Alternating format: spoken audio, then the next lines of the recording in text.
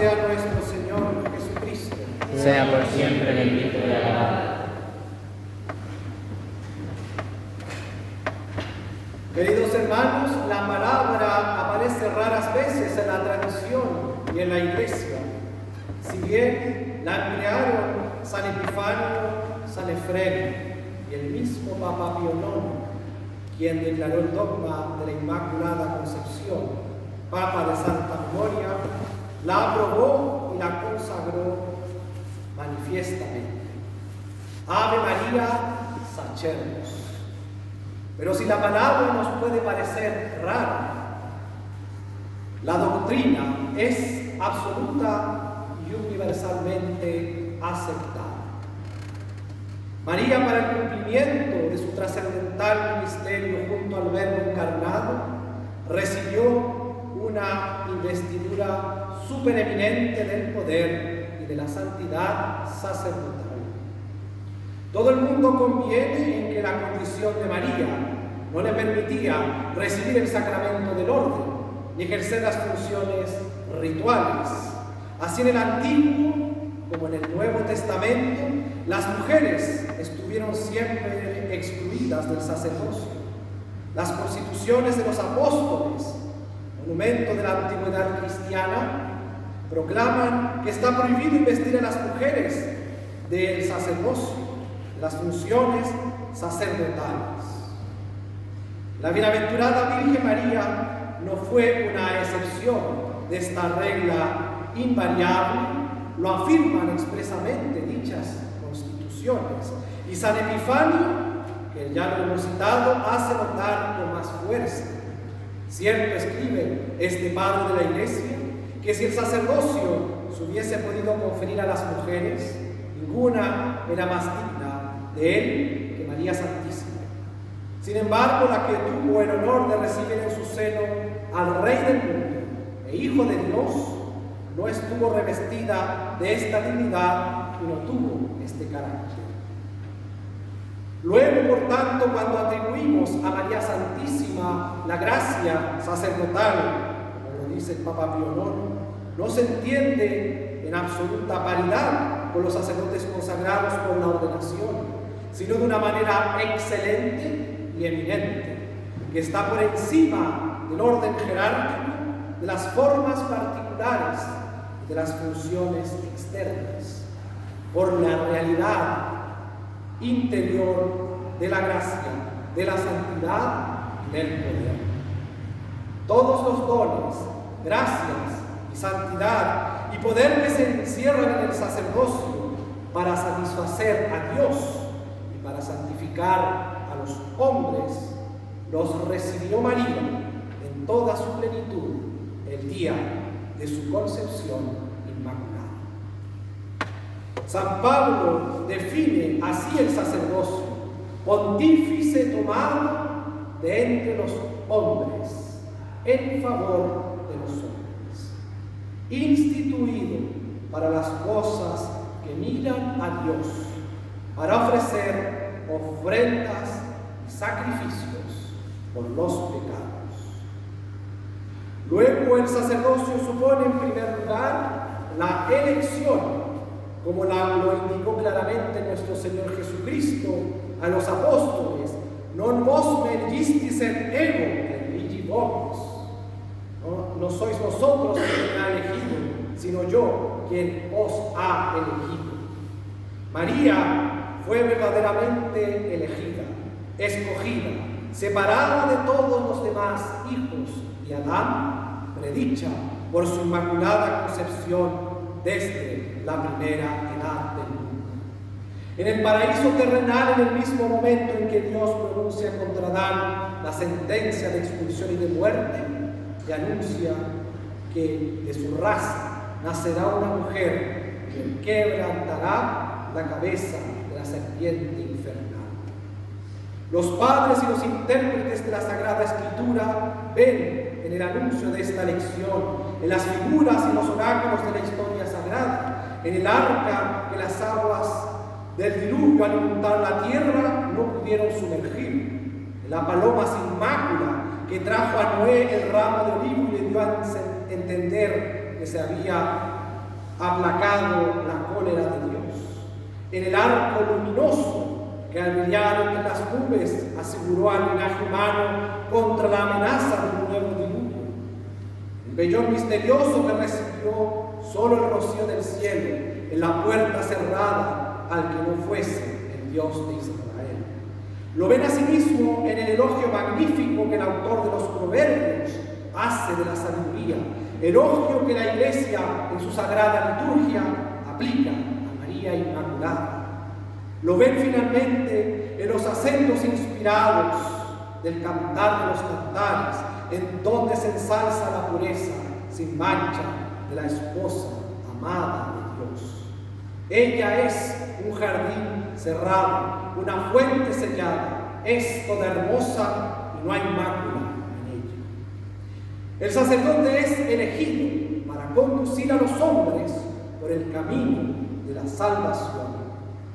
Todos estos caracteres son propios de María.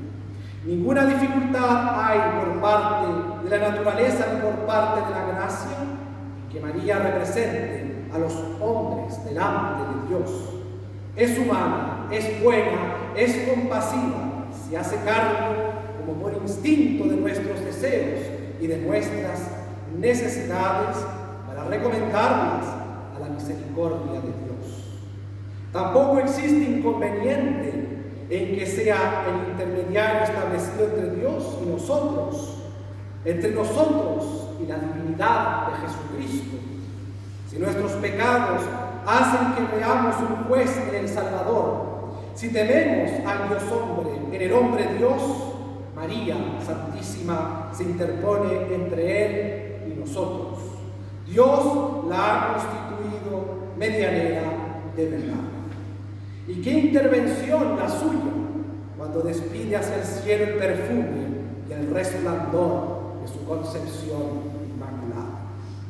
Antes de que respirase y viviese, forzó ya y entusiasmó al corazón de Dios, el cual en el libro de los Cantares se declara herido en su corazón por la primera mirada de María. Oye su primera palabra y se inclina impaciente para escuchar su voz.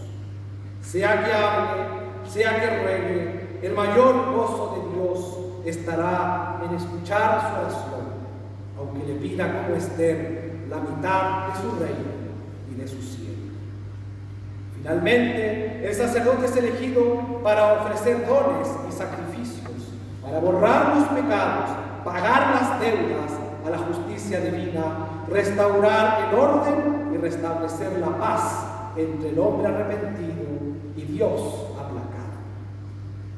Esta es la principal función del sacerdocio: ofrecer e inmolar la divina víctima que da a Dios con su sacrificio una gloria infinita y borra los pecados de los hombres, pagando superabundantemente todas las deudas a la divina justicia. Por esta razón el sacerdote por excelencia, el único sacerdote, es nuestro Señor Jesucristo, porque solo Él y por sí mismo posee la perfección del carácter sacerdotal, que es en Él el principio de su sacerdocio, recibido directamente del Padre por la unión hipostática y también porque es el único que ejerce la función esencial, que es el sacrificio público, con toda la perfección de las disposiciones requeridas y con inefable eficacia. Pero ¿quién después de Jesús y junto con Él poseyó en grado más eminente que María el poder de ofrecer la divina víctima que reconcilia sin cesar a los hombres con Dios? Si nosotros, los sacerdotes, damos a la divina víctima su ser sacramental, María le dio el ser natural. Si nosotros, con nuestra palabra, hacemos que la divina víctima descienda a nuestras manos, con su palabra, con su fiat, la produjo ella en su seno, sobre el altar íntimo de su corazón. La produjo de su propia sustancia, de su propia sangre, revistió a su Hijo de aquella carne sagrada destinada destinada al sacrificio que Dios había de aceptar y provisto. Gracias a ella, de la víctima que necesitaba, pudo nuestro pontífice ejercer el sacerdocio.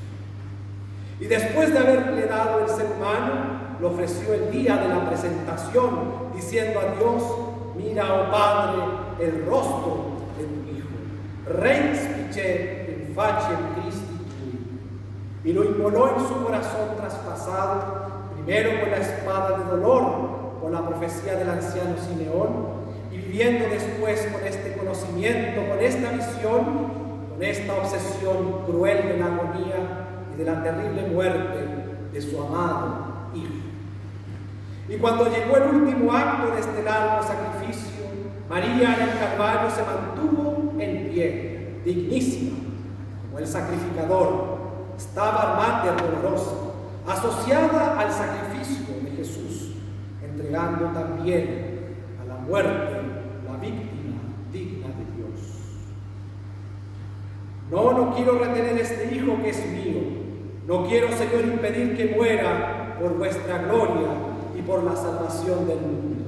Es mi Hijo, es mi Isaac, pero yo tendré, si fuese necesario, la obediencia y la fe de Abraham. Y fue María quien ofreció personalmente a la majestad de Dios la suprema efusión de sangre y agua, salida de la misma fuente del corazón de Jesús después de su muerte en la cruz. Finalmente, en el cielo como en la tierra, es un camino mismo, es uno mismo el sacerdocio de Jesús y de María, sacerdocio eterno, pues San Juan vio como el sacrificio se repetía y se continuaba en el cielo. Es como un altar, dice, sobre el cual el divino Cordero todavía está extendido. ¿Quién no cree que María, la madre del Cordero Divino, está todavía de pie, como en el Calvario, junto a este altar, intercediendo con Él y por Él, por nosotros, que somos sus hijos? Medianera omnipotente, canal único por donde fluyen todas las gracias de la misericordia de Dios, María es verdaderamente sacerdote en el más alto sentido de esta palabra, y nosotros podemos exclamar con San Epifanio: oh Virgen, tesoro admirable de todos los bienes de la Iglesia, vos tenéis parte en tan gran misterio. Os llamaré a la vez sacerdote y altar, pues me dais a Cristo, que es víctima por la remisión de mis pecados y pan de vida eterna. Al mismo tiempo que es modelo de nuestro sacerdocio, de la pureza perfecta que Él mismo exige, de la unión íntima y estrecha que supone entre nosotros el sumo sacerdote Jesús, María Inmaculada, como dispensadora universal de la gracia, nos obtiene y nos distribuye las gracias necesarias a nuestro sacerdocio, a su santificación, a su acción, a su preservación y a su perfección. Luces, ejemplos, fuerzas, virtudes, auxilios, todo lo hemos de pedir a ella y lo hemos de recibir de su plenitud. Agradezco a Dios estos 3 años de sacerdocio que hoy encomiendo a la Inmaculada Concepción, como también le encomiendo a todos aquellos que han cooperado a hacerlo posible. En primer lugar, a mis padres, en razón de la educación cristiana dada desde la infancia, especialmente también a los sacerdotes amigos ejemplares. Me atrevo a mencionar a don Carlos y a don José Manuel, que con su amor al culto de Dios en los altares y con su caridad por el prójimo, motivan a seguir a nuestro Señor Jesucristo en el sacerdocio católico, y agradecerle cada día por este don inmerecido, por haberme elegido, te laudamos. En el nombre del Padre, y del Hijo, y del Espíritu Santo.